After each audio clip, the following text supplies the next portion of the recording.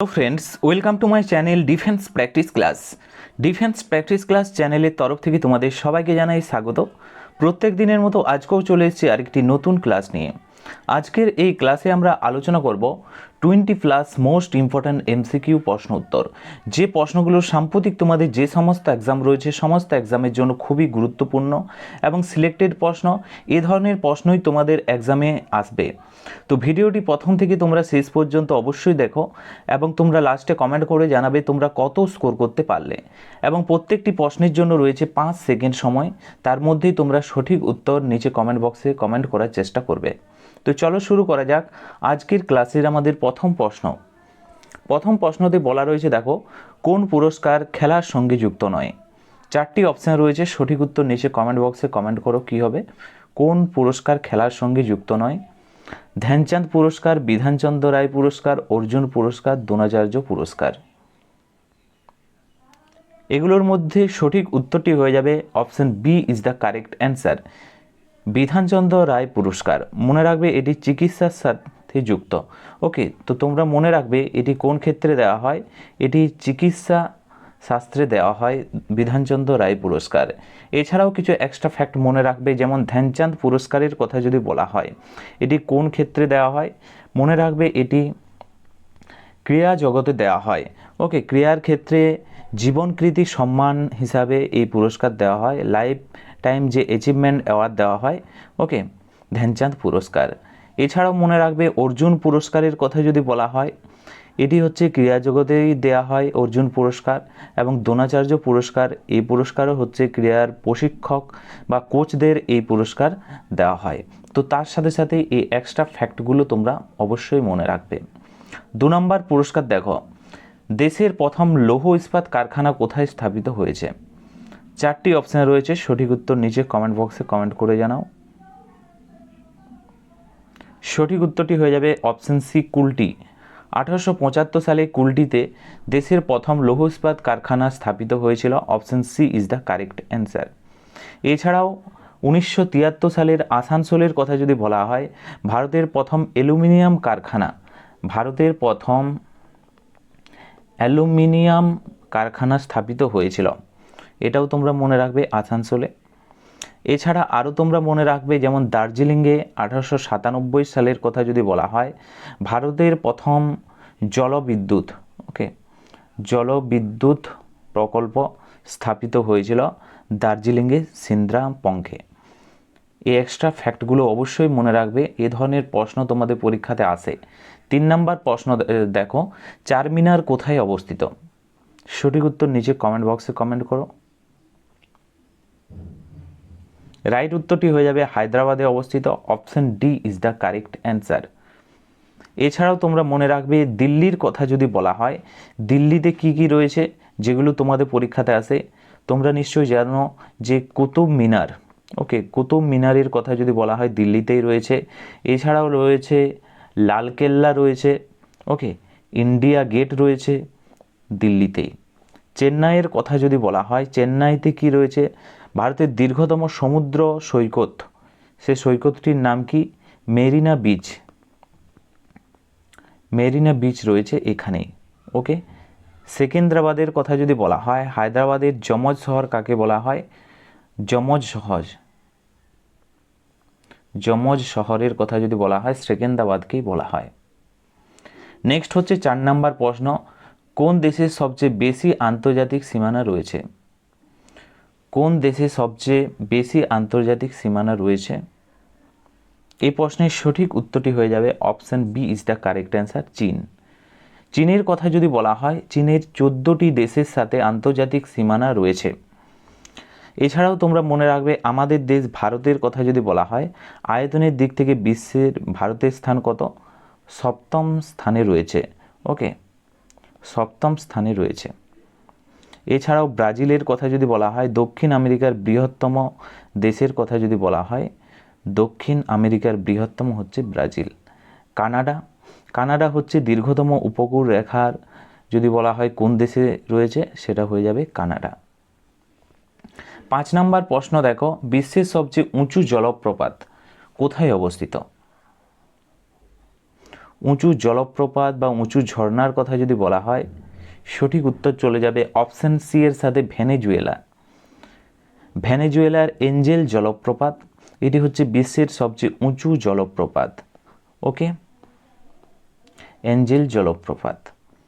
এছাড়াও তোমরা মনে রাখবে আমেরিকার কথা যদি বলা হয়, আমেরিকায় কি রয়েছে, নায়াগ্রা জলপ্রপাত। ওকে, অস্ট্রেলিয়ার কথা যদি বলা হয়, বিশ্বের বৃহত্তম প্রবাল প্রাচীর গ্রেট ব্যারিয়ার রিফ এখানেই রয়েছে। 6 নম্বর প্রশ্ন দেখো, বিশ্ব ডাক দিবস কবে পালন করা হয়? সঠিক উত্তরটি হয়ে যাবে 9 October. Option C is the correct answer. এছাড়াও তোমরা মনে রাখবে 12ই সেপ্টেম্বর কি পালন করা হয়? 12ই সেপ্টেম্বর বিশ্ব চিকিৎসা দিবস হিসাবে পালন করা হয়। ওকে, বিশ্ব চিকিৎসা দিবস হিসাবে পালন করা হয়। 5ই ডিসেম্বরের কথা যদি বলা হয়, বিশ্ব মৃত্তিকা দিবস হিসাবে পালন করা হয়। 7ই আগস্টের কথা যদি বলা হয়, হস্ততাঁত দিবস হিসাবে পালন করা হয়। জাতীয় যে হস্ততাঁত দিবস, ওকে, এই দিবস হিসাবে পালন করা হয়। 7 নম্বর প্রশ্ন দেখো, বিশ্বের সর্বাধিক তামাক উৎপাদক দেশ কোনটি? সবচেয়ে তামাক উৎপাদক দেশ হচ্ছে চীন। Option D is the correct answer. এছাড়াও ভারতের কথা যদি বলা হয়, ভারতে সর্বাধিক কি উৎপাদন হয়? দুধ সবচেয়ে বেশি উৎপাদন হয় ভারতে। এছাড়াও অভ্রের কথা যদি বলা হয়, সবচেয়ে বেশি ভারতে উৎপাদক দেশ হচ্ছে ভারত। আমেরিকার কথা যদি বলা হয়, আমেরিকা হচ্ছে অর্থনীতির নিরিখে আমেরিকা প্রথম স্থানে রয়েছে, অর্থাৎ জিডিপি সবচেয়ে বেশি। জিডিপির ফুল ফর্মের কথা যদি বলা হয়, তোমাদের পরীক্ষাতে আসে, গ্রস ডোমেস্টিক প্রোডাক্ট হচ্ছে জিডিপির ফুল ফর্ম। ওকে, কানাডার কথা যদি বলা হয়, উত্তর আমেরিকা কোন দেশে সবচেয়ে বেশি ইউরেনিয়াম রপ্তানি হয়? সবচেয়ে বেশি ইউরেনিয়াম হয় কানাডাতে। ওকে, এটাও মনে রাখবে। নেক্সট হচ্ছে 8 নম্বর প্রশ্ন, চিনির পাত্র বলা হয় কোন রাজ্যকে? সঠিক উত্তরটি হয়ে যাবে উত্তরপ্রদেশকে বলা হয় চিনির পাত্র। Option D is the correct answer. এছাড়াও তোমরা মনে রাখবে কেরালার কথা যদি বলা হয়, কি বলা হয়? মশলার বাগান বলা হয়। মশলার বাগান বলা হয় কেরালাকে। রাজস্থানের কথা যদি বলা হয়, আয়তনের নিরিখে ভারতের বৃহত্তম রাজ্য হচ্ছে, ওকে, ভারতের বৃহত্তম রাজ্য হচ্ছে রাজস্থান। হিমাচল প্রদেশের কথা যদি বলা হয়, এখানে হয়ে যাবে যে আপেলের রাজ্য বা আপেল স্টেট অফ ইন্ডিয়া বলা হয় হিমাচল প্রদেশকে। নেক্সট হচ্ছে 9 নম্বর প্রশ্ন, মহামান্য কাকে বলা হয়? সঠিক উত্তরটি হয়ে যাবে option B is the correct answer. Madan Mohan মালব্যকে বলা হয় মহামান্য। Option B is the correct answer. Okay, এছাড়াও মনে রাখবে দাদাভাই নৌরোজির কথা যদি বলা হয়, মনে রাখবে grand old man of India, okay, ভারতের মহাবৃদ্ধ বলা হয়। Okay, grand old man in India Dadabhai Naoroji. Lal Bahadur শাস্ত্রীর কথা যদি বলা হয়, মনে রাখবে জয় জওয়ান জয় কিষান। জয় জওয়ান জয় কিষানের কথা যদি বলা হয়, এই স্লোগানটি দিয়েছিলেন লাল বাহাদুর শাস্ত্রী। সর্দার বল্লভভাই প্যাটেলের কথা যদি বলা হয়, লৌহ মানব বা আয়রন ম্যান নামে পরিচিত। নেক্সট প্রশ্ন দেখো, 10 নম্বর প্রশ্ন, 1857 সালের বিদ্রোহকে স্বাধীনতার প্রথম লড়াই কে বলেছিলেন? এই প্রশ্নের সঠিক উত্তরটি হয়ে যাবে 4টি অপশনের মধ্যে হয়ে যাবে V D Savarkar. Option C is the correct answer. Option C সঠিক উত্তর। নেক্সট হচ্ছে 11 নম্বর প্রশ্ন, ভারতের জাতীয় বা রাষ্ট্রীয় পশু বাঘ বা জাতীয় বা রাষ্ট্রীয় পাখি ময়ূর কবে রাষ্ট্রীয় মর্যাদা পায়? সঠিক উত্তরটি হয়ে যাবে 1973 সাল। Option D is the correct answer. এছাড়াও তোমরা মনে রাখবে 1972 সালের কথা যদি বলা হয়, ভারতে বন্যপ্রাণী সংরক্ষণ আইনের কথা যদি বলা হয়, এই সালেই পাস হয়। ওকে, এছাড়াও তোমরা আরও অপশানগুলো দেখে নাও, গুরুত্বপূর্ণ এই অপশানগুলো।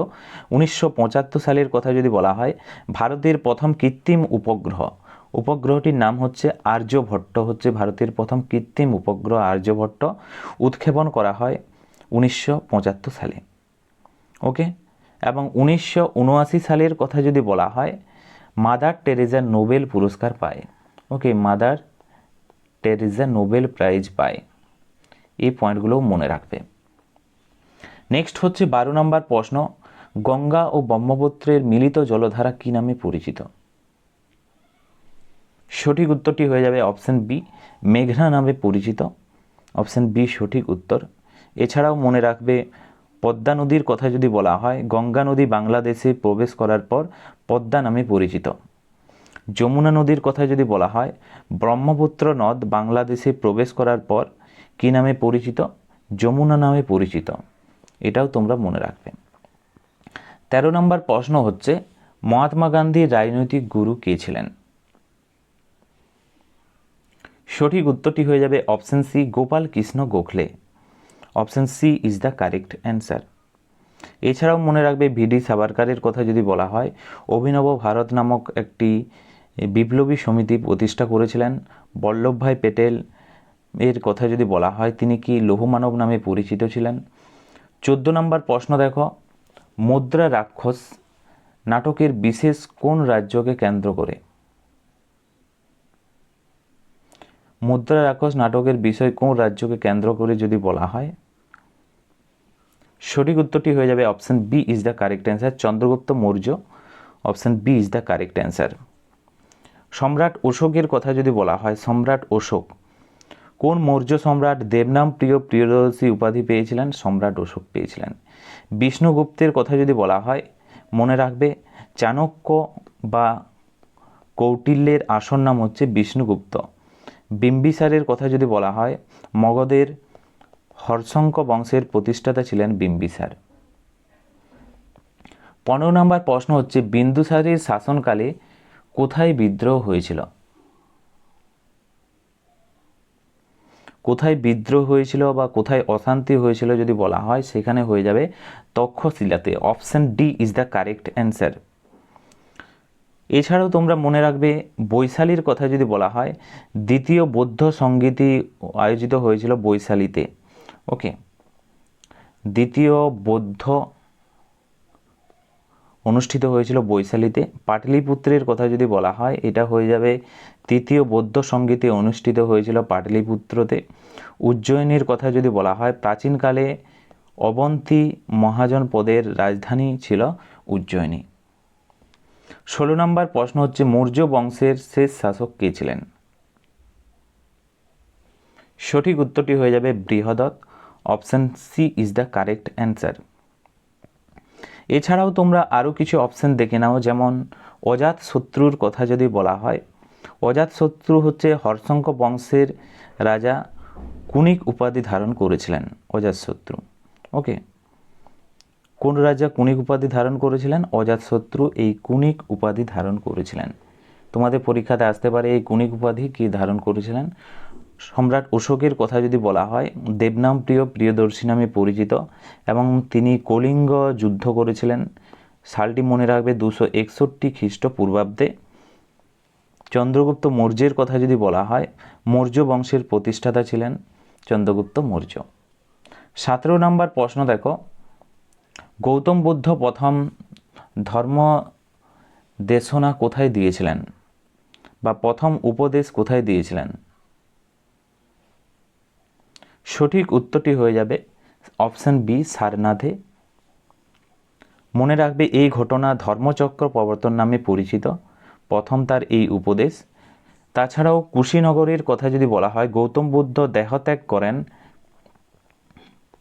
দেহত্যাগ করেছিলেন কুশীনগরে। বৌদ্ধগয়ার কথা যদি বলা হয়, গৌতম বুদ্ধ দিব্যজ্ঞান অর্থাৎ বোধি লাভ করেন। ওকে, বোধি লাভ করেছিলেন বৌদ্ধগয়াতে। এবং লুম্বিনীর কথা যদি বলা হয়, তিনি সেখানে জন্মগ্রহণ করেন। 18 নম্বর প্রশ্ন দেখো, দিল্লির লালকেল্লা কে নির্মাণ করেন? সঠিক উত্তরটি হয়ে যাবে option A is the correct answer, Shah Jahan. ঔরঙ্গজেবের কথা যদি বলা হয়, তিনি জিন্দা পীর নামে পরিচিত। জিন্দা পীর নামে কে পরিচিত বা জীবন্ত সাধু নামে কে পরিচিত? ঔরঙ্গজেব। হুমায়ুনের কথা যদি বলা হয়, তিনি দিল্লির দিন পানাহ শহরে নির্মাণ করেছিলেন। দিল্লির একটি শহর, সেই শহরটির নাম হচ্ছে দিন পানাহা শহর নির্মাণ করেছিলেন। আকবরের কথা যদি বলা হয়, তিনি লালকেল্লা বা ফতেপুর সিকরি নির্মাণ করেছিলেন। আগ্রার লালকেল্লা, এটা তোমরা মনে রাখবে। আগ্রার লালকেল্লা কে নির্মাণ করেছিলেন? আকবর নির্মাণ করেছিলেন। বা ফতেপুর সিকরি, সেটাও আকবর হয়ে যাবে। এছাড়াও যদি বলা হয় যে শাহজাহানের কথা যদি বলা হয়, শাহজাহান তিনি দিল্লির লালকেল্লা নির্মাণ করেছিলেন। ওকে, নেক্সট প্রশ্ন দেখো, 19 নম্বর প্রশ্ন, বুদ্ধচরিত গ্রন্থের রচয়িতা কে? এই প্রশ্নের সঠিক উত্তরটি হয়ে যাবে option D is the correct answer, অশ্ব ঘোষ। মনে রাখবে বুদ্ধচরিত গ্রন্থের রচয়িতা হলেন অশ্ব ঘোষ। কলহনের কথা যদি বলা হয়, তিনি কি রচনা করেছিলেন? রাজতরঙ্গিনী রচনা করেছিলেন। রাজতরঙ্গিনী রচনা করেছিলেন। জয়দেবের কথা যদি বলা হয়, জয়দেবে গীত গোবিন্দ রচনা করেছিলেন। গীত গোবিন্দম রচনা করেছিলেন জয়দেব। এবং কনিষ্কের কথা যদি বলা হয়, তিনি চতুর্থ বৌদ্ধ সঙ্গীতের শাসনকালে কাশ্মীরের অনুষ্ঠানে অংশ নিয়েছিলেন। নেক্সট হচ্ছে 20 নম্বর প্রশ্ন, গৌতম বুদ্ধ কোথায় জন্মগ্রহণ করেন? সঠিক উত্তরটি হয়ে যাবে অপশন বি, লুম্বিনীতে জন্মগ্রহণ করেছিলেন Gautam Buddha. Option B is the correct answer. Next প্রশ্ন দেখো, 21 নম্বর প্রশ্ন, ভারতের বাঘ রাজ্য নামে পরিচিত কোন রাজ্যটি? এখানে 4টি অপশান রয়েছে। সঠিক উত্তর নিচে কমেন্ট বক্সে কমেন্ট করে জানাও। এটা তোমাদের জন্য রইল এই প্রশ্নটি হোমওয়ার্ক। সঠিক উত্তর নিচে কমেন্ট বক্সে কমেন্ট করো এবং তোমরা কত স্কোর করতে পারলে সেটাও নিচে কমেন্ট বক্সে কমেন্ট করে জানাবে। এবং ভিডিওটি যদি ভালো লেগে থাকে অবশ্যই তোমরা একটি লাইক করো এবং তোমাদের বন্ধুদের সাথে ভিডিওটি শেয়ার করো। আজকের ক্লাসটি আমরা এখানেই শেষ করছি। Thank you for watching. জয় হিন্দ, জয় ভারত।